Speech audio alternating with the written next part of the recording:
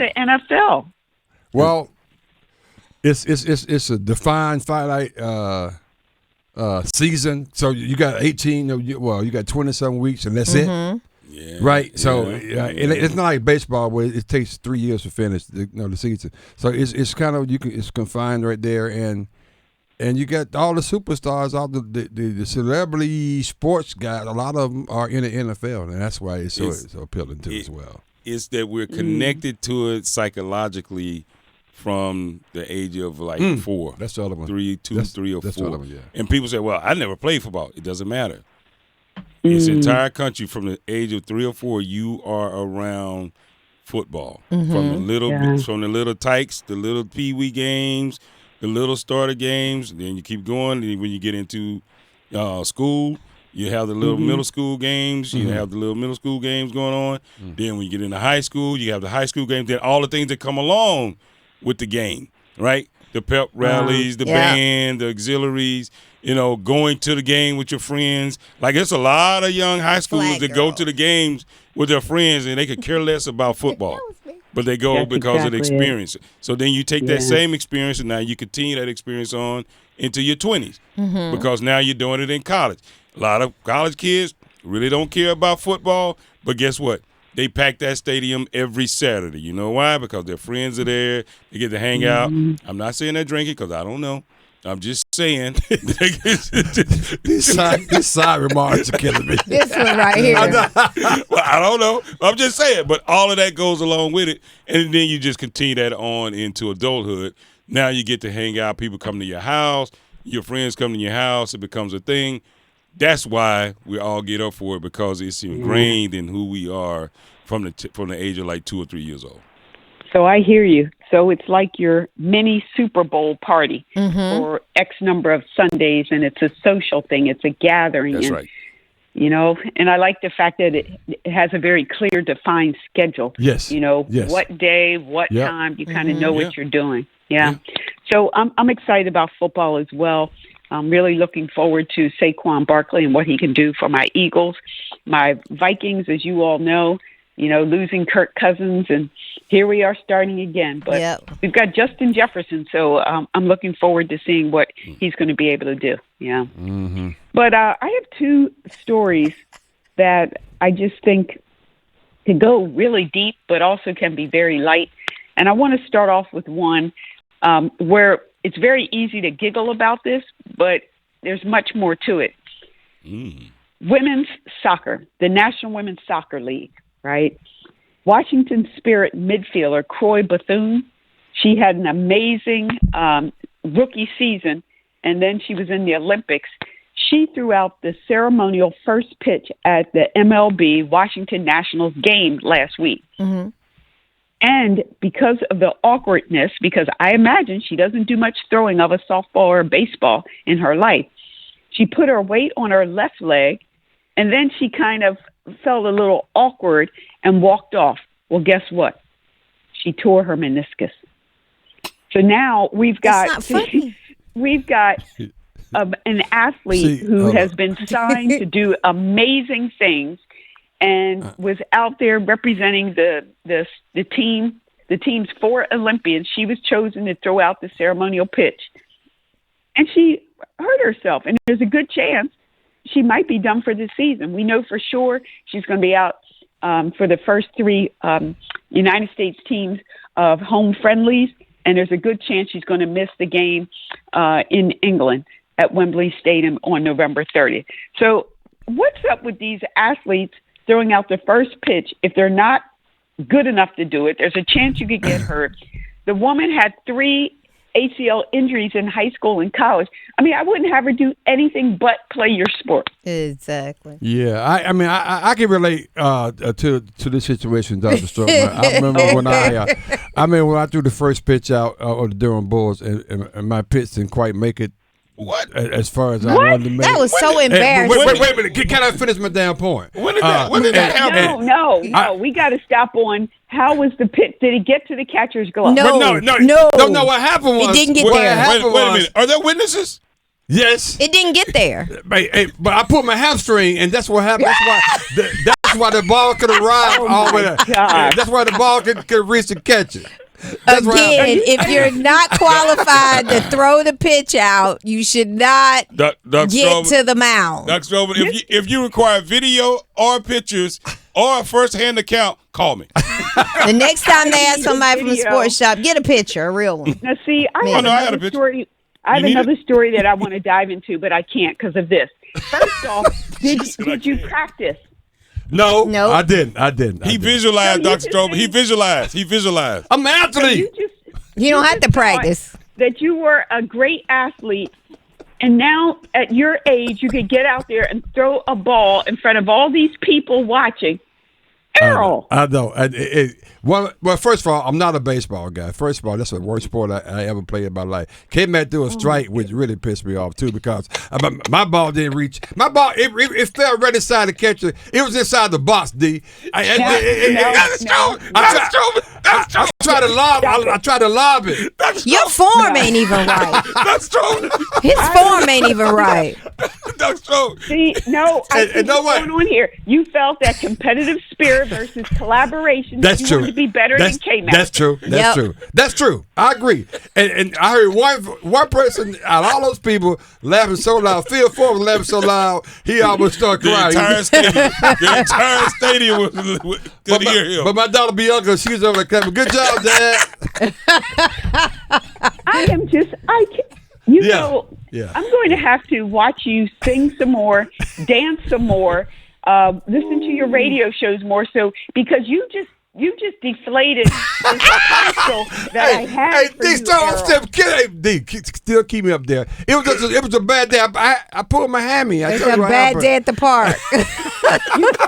Wait, we got to dissect this. You pulled your hammy on the throw or when you walked out? You knew you were injured? Yeah, I was walking out the dugout up the steps and I felt something twitch down there. I said, oh. But I tried to play through it and that's where my ball couldn't reach the plate. That is such a lie. Dr. Stroman, I have the video if you need it. I can't be good at everything, but most things. How about that, Pam? So then you only do what you're good at. So you won't embarrass yourself or us. Well, I was blessed to throw out the first pitch for UNC softball. Okay. And my ball was direct of course. to the catcher's glove. Of course, because you de-stroke. That's how you get down. Yeah, okay, so what? Whatever. But Errol, I mean, all right, let me just switch up. Switch up. She's distraught by this. I know she is really. No, wait. The ball made it to the catcher, Kmac. It bounced right in front. It's like a foot. The catcher, if he could lean forward a foot, he would have caught the dog. A foot. He had to lean forward. No, Pam. Was it a one hop or two hop? It was a one hopper. Okay, it was one hop. Okay. The point is, it didn't make it. We know your relationship with Phil. You guys are best buddies. Yeah. But if Phil is laughing, that means it was not good. Okay. Let's move on. Believe me, Dr. Stroman, it was tough. It was tough. All right, we have somewhat of a segue here. I want to talk about athletic advantage. So as a young athlete, how about let's name 2 or 3 things that you know would give you an advantage over your colleague, your neighbor, your teammate. What types of things give young athletes advantage in any sport? Young athletes. One is they're physically a lot more. I guess physically they're more in shape. You know, they're not as strong. They maybe not as strong. They can recover from injuries like hammies. Yeah. Like that. a lot quicker than some of the older. And they're a lot more flexible. Age. Certainly maturity, yes. Yeah. Physical, age. What else can make a difference for a young athlete? Well, I mean, they're definitely more flexible. That's really, to me, that's. And you know what? Honestly, they don't have some of the trauma of not making it to the plate. Oh God! You know what? So mental health. So you know what? This is okay. I'll leave it. Go ahead, D. I'm gonna get off of it. That's nice. That's nice. That's something I would have done. Talk about what do things generally boil down to? What? It's all about life. Yeah. In life, it's all about mental mindset. All right, mental mindset, but there's something else. that we generally say, well, how about economics and money? Oh, yeah, that'll give you for advantage. a young athlete, right? So if you've got money, if you've got resources as a young athlete, what does that provide you with? That the other athlete might not have. Trainers, more opportunities. Resources. Yeah, it provides you with resources. All the resources you need. More opportunity. You have more opportunity to be successful than others. That's really what it provides. Right. It doesn't make you. It don't really make you faster. It just gives you an opportunity to know how to become faster. Yeah, that's right. Training, second and third opinions. Well, isn't it fascinating with this very interesting U.S. Open that we've got two of the semifinalists for the women were born into billionaire wealth. Wow. Some people say that's not a coincidence. I'm going to talk about the men, but Emma Navarro, who played at Virginia, her father is one of the nation's largest buyers of consumer debt. But she says, I had access to courts from a young age. I had coaches who would help me out. It did play a role in allowing me to be where I'm at now. And I'm super grateful that I did have those resources as a kid. But she did say, I don't want it to take away from the fact that I worked really hard to be where I'm at. I put tons of hours in and started training, getting in the gym since the time I was 8 or 9 years old, which I'm sure she did. But she did attend one of the best private schools in South Carolina, and she had lots and lots of resources. The other American, Jessa Pegula, is the daughter of Terry and Kim Pegula, who are owners of the Buffalo Bills, the Buffalo Sabres, and several minor league hockey teams. I didn't know that. His fortune was made in natural gas drilling. He has a net worth of more than $7 billion. Okay? You're doing all right. So this is quite interesting. On the men's side, American semifinalist Taylor Fritz is the great-great-grandson of David May, who founded, you all might remember, the May Department Stores Company, which merged with Macy's. Macy's, He grew up in an affluent neighborhood of San Diego. And then on the other side, for the men, is Francis Tiafoe, which many people are cheering for. Different background. Parents immigrated from Sierra Leone. His mother worked as a nurse. His father was a construction worker. A lot of people tell this story because it's kind of like a rags to riches until he found the riches. As in, Tiafoe was sponsored by billionaire Bill Ackman, the founder and CEO of Pershing Square Capital Management, after the two met in about 10 years ago. And he's given, as Tiafoe would say, he gave me a chance to play around the world and not worry about any finances at all. To be a top of a tennis player today, to get to the professional tour, there's no doubt your expenses often exceed your earnings for several years. There's one young man on American, he said his budget is about $500,000 a year. And only 93 men's and 84 women's tennis players have even made that much money in prize money so far. So money matters in sports. Is this right? Is it just a reality? Yeah, it's life. Mm-hmm. I think whether it's right or wrong, it's a reality. Yeah. And you can have all the money in the world, but if you're not athletic enough to get things done, you gotta have some. You gotta have some skill. I mean, if you could have all the money in the world, if you're not an athlete, it's not gonna work. So that part. I think it's a combination of both. It's money, and that's a reality, and you gotta have some level of talent, some skill. Yeah. Yeah. And so when we think about resources being taken away from schools, public schools, is there no surprise that a lot of these young elite athletes end up at these private schools? that's pretty good. Right? They end up on these grassroots AAU teams that are sponsored by programs that have money, right? Because it's so hard today for the young elite athlete to do it. And I'm old school. Old enough to do it the way I did it. I'll only speak for myself, where I didn't have all these resources, right? I don't know if I would have been the athlete that I am today, without a loving neighborhood, having a basketball court, a softball, baseball field, 2 streets over, without having an athletic bus after we finished practice. How are you going to get home? My mom was at work. And I know there are a lot of young athletes since they shut down in many locations across the country, they shut down the athletic bus to take students home after their sports practice.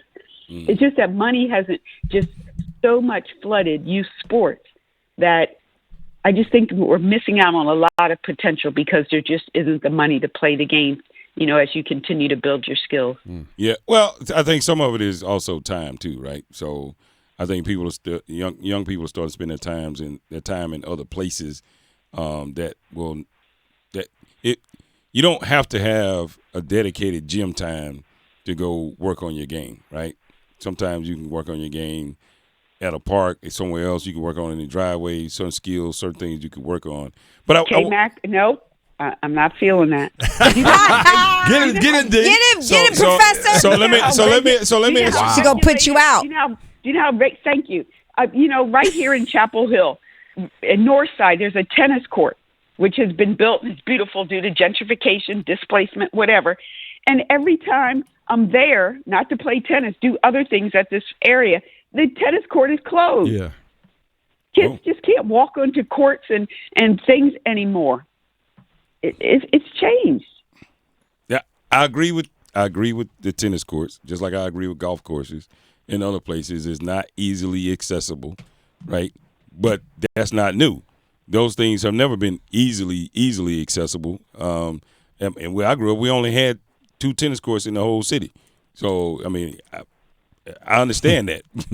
I understand that. I understand that. Okay. But the question I did want to ask you, though, Dr. Stroman, is so saying that money helps produce great athletes or assists quite a bit in producing great athletes, I think it all sometimes it really balances it out because Russia and China have actually turned themselves into athletic factories. They would pick and they would choose and they would put all the money that they could possibly find into creating these great athletes. And every year the U.S. still comes out on top and maybe other countries on top, right? Just as they do. And I know for a fact that they spend more money and they do it a whole lot differently than we do it. I'm not getting your point. The point is, both sides have but hold on, not really. But they treat it like a factory. They treat it like a factory. Unlike we do. Resource. The factory is resource. Everything these young athletes could possibly want in China or Russia, they are. And they still don't come out. And they still don't. They still don't beat the U.S. athletes. Hands down, because if the money was the deciding factor and the factor. But Mac, to be fair though, China's getting more gold than the U.S. Than us. Yeah, they It's the sports that they're in. This recent Olympics we just had, China was not meeting the U.S. but surpassing them in goals.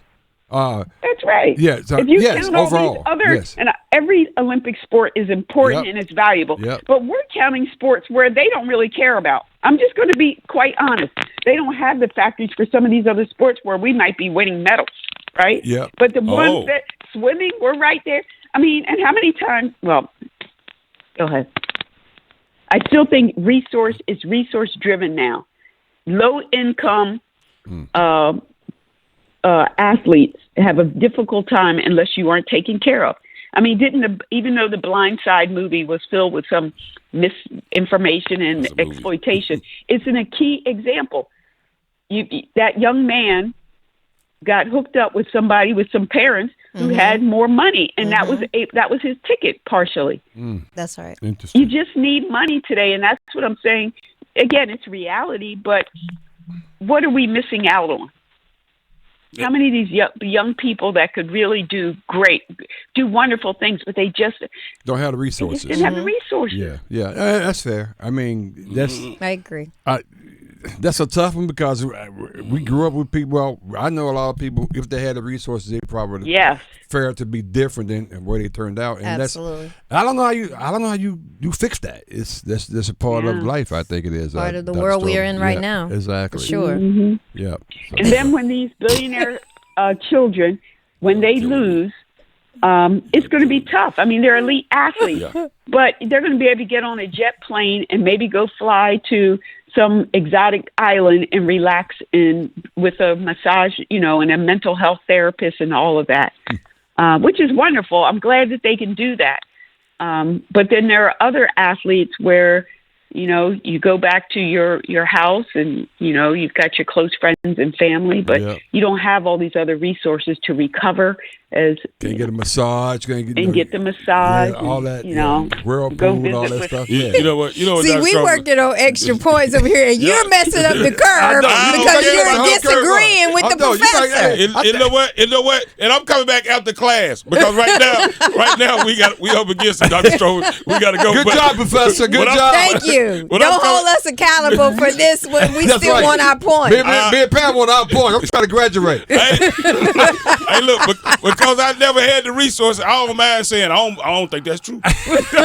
Wow. I don't think that's true. But I get your point, Dr. Stroman, but I'm just saying sometimes. Let it go. Part two. Part two is coming. We're trying to get out of class. Yes, that's right. Okay. All right, Dr. Stroman, we got to go. Thank you so much, Dr. Stroman. Time for reset. Y'all have a great day. Yeah. Let's watch some football Let's go. tonight. Let's go. All right. All right. Take care. What you got, E-Town? Yes. What you got for me, E-Town? Enrollment for Durham Tech's fall term is underway. Durham Tech is excited to announce they're shifting the majority of courses to 8-week terms instead of 16-week terms in the fall. The reason? 8-week terms have a proven track record of improving student success. Durham Tech offers high-quality, affordable education for students to pursue associate degrees or join the transfer program to a four-year institution. Many students also enroll to pursue workforce credentials to advance in their careers or learn a trade. The college works closely with area employers and other educational institutions to provide clear career pathways for graduates. Course descriptions, financial aid information, and how to apply are available at www.durhamtech.edu. Enroll at Durham Tech to do great in 8, setting you on the path to where you want to be.